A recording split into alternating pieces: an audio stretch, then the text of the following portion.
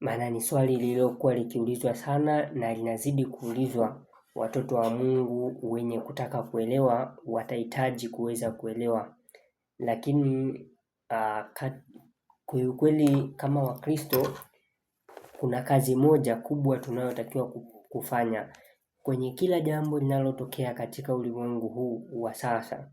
Kazi yako kama Mkristo ni kuuliza, ni kuhakiki mbele za Mwenyezi Mungu ikiwa hilo jambo basi ni mapenzi yake au sivyo. Ndiyo kazi yako wewe.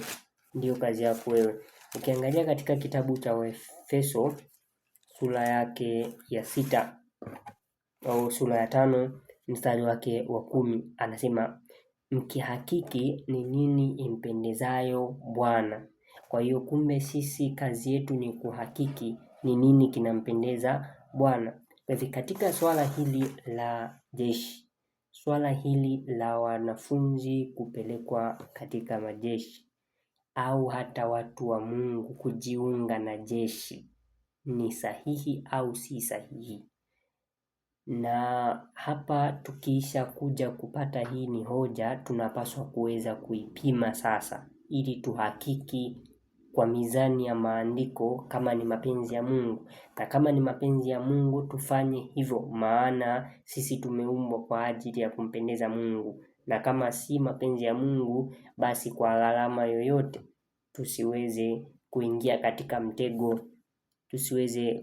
katika mtego. Maana katika Waefeso sura ya 2 hapa pia tunapewa onyo, katika kitabu cha Wakorintho 2 tunapewa onyo, tukijua katika Wakorintho wa 2:11 asema shetani asipate kutushinda, kwa maana hatukosi kuzijua fikra zake. Baada ya kujua mapenzi ya Mungu ni yapi na kujua fikra za shetani, kwa hakika tutashinda tu.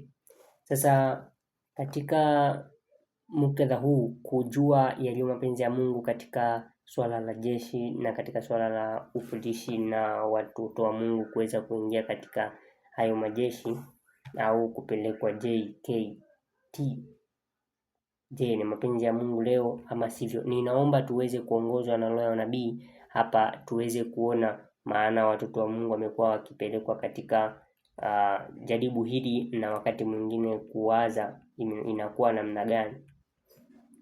Katika Testimony to the Churches gombo la kwanza ukurasa wa 361. Sasa ninaomba hapa tuweze kwenda pamoja ili tusiweze kuachana hata pointi moja.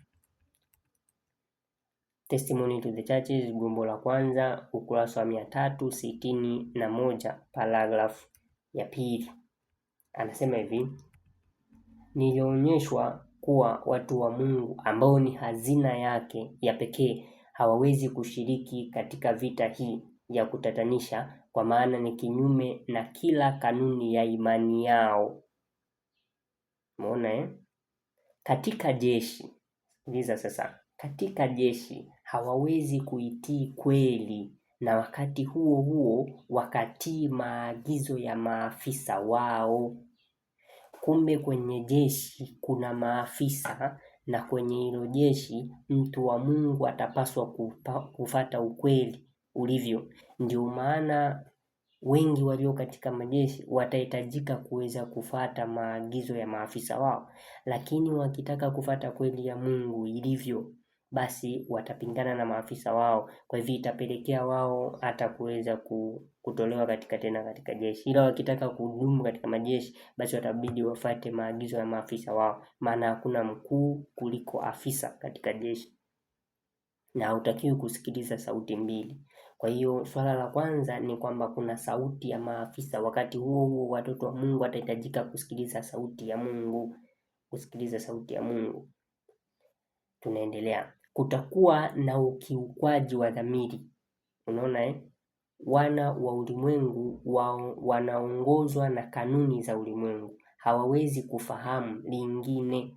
Sera ya kidunia na maoni ya wazi yanajumuisha kanuni ya matendo inaongozwa na kuwapelekea kufanya mazoezi ya kutenda kwa usahihi. Lakini watu wa Mungu hawawezi kukataliwa hawawezi kutawaliwa kwa misukumo hii. Maneno na amri za Mungu zilizoandikwa katika nafsi ni roho na uzima, na kuna nguvu ndani yao ili kusadikisha na kuelekeza utii. Kwa hiyo hakukuwa amri ya Mungu wala si mpango wa Mungu kabisa kwa watoto wa Mungu kujiunga katika majeshi. Maana kutakuwa na sauti mbili na kutakuwa na ukiukwaji wa dhamiri. Kwa hivi Mungu amekwisha kutuonya mbele. Watu wa Mungu wanakuwa wakienda, na kuna wakati liliweza kupitishwa ya kwamba hawa ambao hawataenda katika jeshi hawawezi kupata baadaye ajira nzuri, baadaye itakuja kuwa ni tabu kwao. Sasa kuna wale walienda kwa hofu hiyo. Naomba tuweze kuonyana, watoto wa Mungu, tuonyane kadri tunavyoona hii siku inakaribia ya Mwokozi wetu. Kumbukeni wakati tunaonywa katika sura ya 13 ya Ufunuo, Bwana amekwisha kutuambia kutakuwa na makundi mawili ya wale watakaopokea alama ya mnyama. Kuna wale watapokea katika vipaji vya nyuso zao na wale watapokea katika mikono yao. Kumbukeni, wale wanapokea kwenye mikono si kwa imani, ni kwa kulazimishwa. Sasa ikiwa tutafanya kitu kwa sababu tu ya pressure ya tangazo fulani, tunafanya pressure kwa sababu ya kudhani ya kwamba tutakula nini, ikisha kuonekana ya kwamba ni lazima kufanya hivyo ndipo tule, itapatikana tufanye hivyo ndio tupate ajira. Kwa hivyo tunaenda kwa mgongo wa kupata ajira, tunaenda kwa mgongo wa kupata manufaa, ili hali tunajua ya kwamba hapo kuna sheria za Mungu zitavunjwa. Angalieni katika maisha ya jeshi, ndugu zangu, na kama wale wamekwisha kuishi kule watakuja kuamini kabisa na kuunga mkono ya kwamba maisha ya kule si ya utakatifu wa Mungu, Sasa na hapa ndipo tunapoambiwa turejee katika kitabu chetu kilichotuongoza awali. Tuone ndugu zangu, tuwe makini sana katika Waefeso sura ya 5. Naomba sasa niweze kusoma katika mstari wa 17. Anasema hivi: kwa sababu hiyo msiwe wajinga, bali mfahamu ni nini yaliyo mapenzi ya Mungu.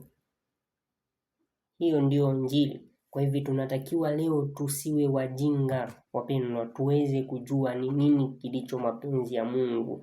Injili inapaswa kupelekwa na watu wanapaswa kuishi katika dhamiri zao za wazi, sio kuishi wakidhani kwamba ukweli ni huu, lakini wanaishi tofauti kwa kutokana na maagizo ya maafisa. Hapana, maana Mungu hapendi unafiki.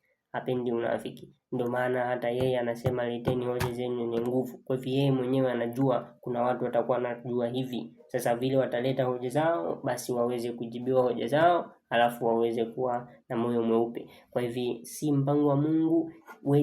Wewe ambaye sasa unaweza kunisikiliza, na sauti ya Mungu inaweza kusema nasi masaa haya, maana tumeweza kuambiwa na maandiko kwamba tuweze kuonyana kadri tunavyojua na kuona kuwa siku hii inakaribia sana. Kama ulikuwa ndio unaelekea kuweza kuingia katika mtego huu wa jeshi, ndugu yangu, hakuna haja ya kujiuliza mara mbili hapa inakuwa namna gani. Na kama upo tayari huko na unaona kabisa haya ambayo yamekwisha kuelezwa katika roho ya nabii na yameelezwa katika Biblia ya kwamba si mapenzi ya Mungu, basi unatakikana kuweza kuacha mara moja na kufuata njia ya Mungu. Maana katika Wakorintho wa pili sura 6 anasema wakati ni sasa. Hatujui kesho itakuwa namna gani, hatujui. Siku tuliopewa ni wasaa huu, tuweze kufanya matengenezo, tuweze kurudi katika njia ya Kristo aliyotuagizia kuweza kuifanya. Bwana akubariki katika utekelezaji